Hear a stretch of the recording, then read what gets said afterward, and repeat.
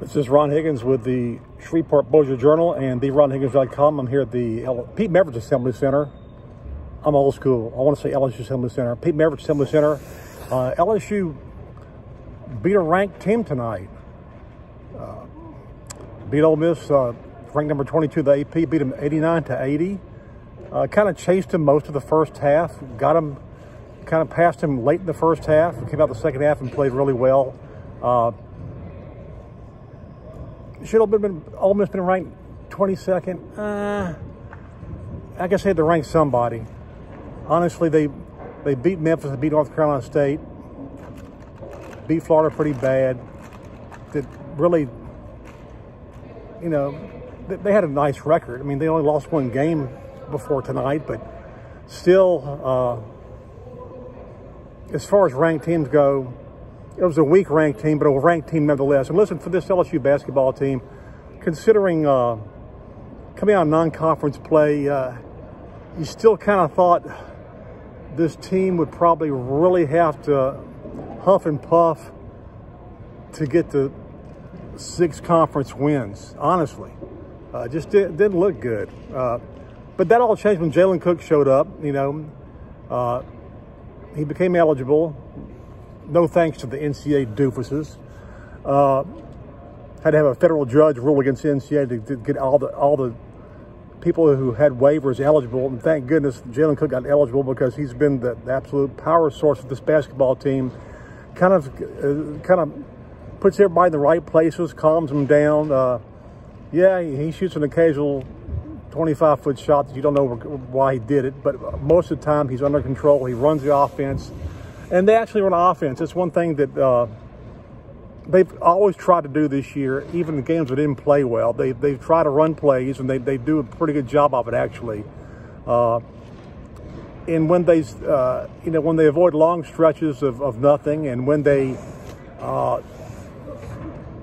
start games pretty well and don't go through these stretches where they get so down they can't dig out of it. I mean, Auburn, they had a great comeback. I think it was down 26 or 28, got it down to like 8 or 9.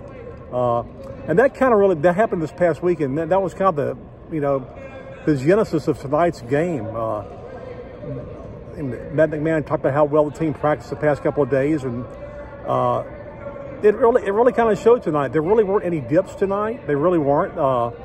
Again, you're playing an Ole Miss team that's good, not great. At least good enough to beat Vanderbilt. I mean, when Jerry Stackhouse, the Vandy coach, called Ole Miss's team the best money could buy. You know, Jerry, you have the NIL portal too. You can buy people. You just, at Vanderbilt, you just can't buy them and get them in school, I guess. But this game tonight, just a good, solid game. You go through the lineup, and people stepped in when they had to step up.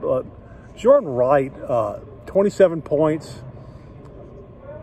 This stat line: 27 points, 7 rebounds, 5 assists, 7 steals. That's a full night. That's a full season for some people. He's been really, really good. And I'm not saying I was skeptical when they got him, but he was in such a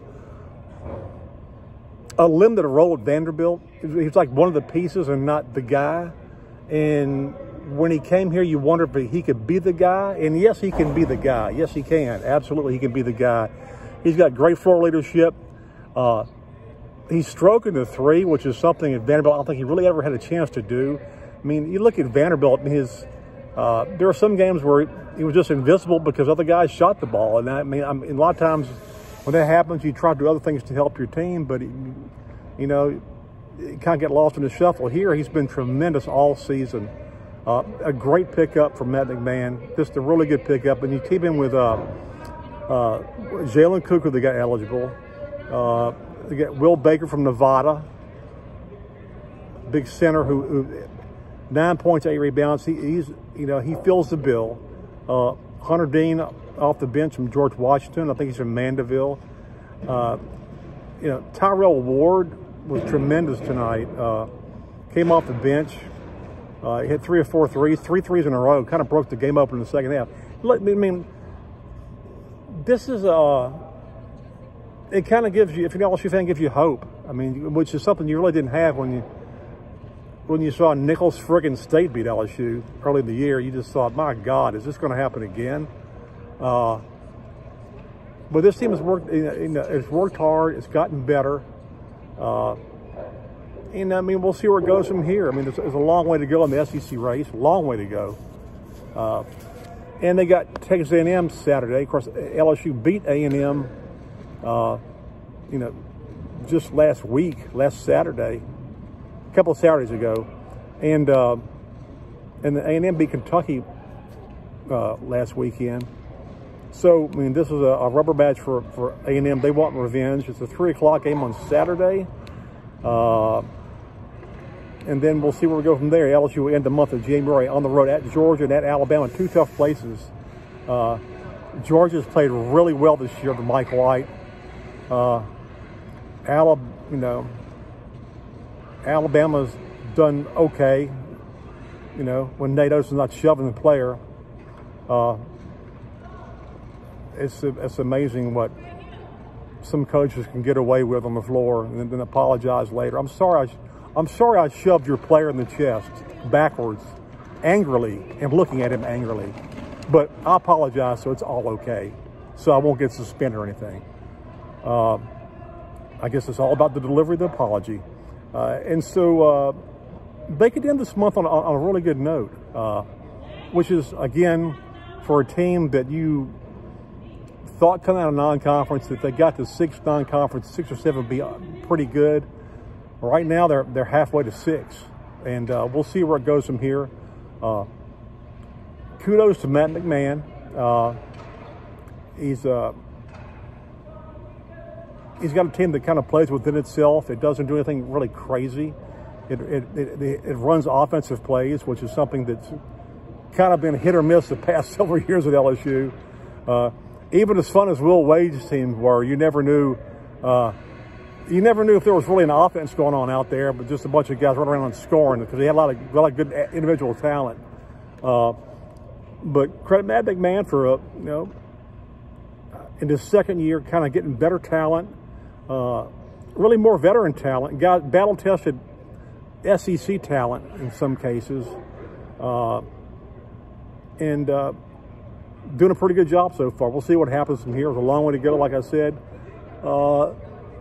Is this a great league? It's okay. I mean, Tennessee's good. Kentucky is good. But again, if you look around college basketball, you can't say there's a great team out there. I mean, Purdue was #1, just got beat. Again, it's college sports. It's NIL money. You can buy anybody you want to make your team better in a hurry. It all depends whether you can mesh all those people, all the people you buy, and get them on the same page in a hurry. That's the essence of college sports now. How many players can we buy to improve us, and how well can we get them to play together? How quickly? And so that's about it from here in the PMAC. I'm Ron Higgins with people in the upper deck blowing stuff, and Kent Lowe over there, always working on something. This is Ron Higgins with the Shreveport-Bossier Journal on ronhiggins.com, saying good night. And an early night it is, 9:33. My God, I actually get home a decent hour. We'll see you.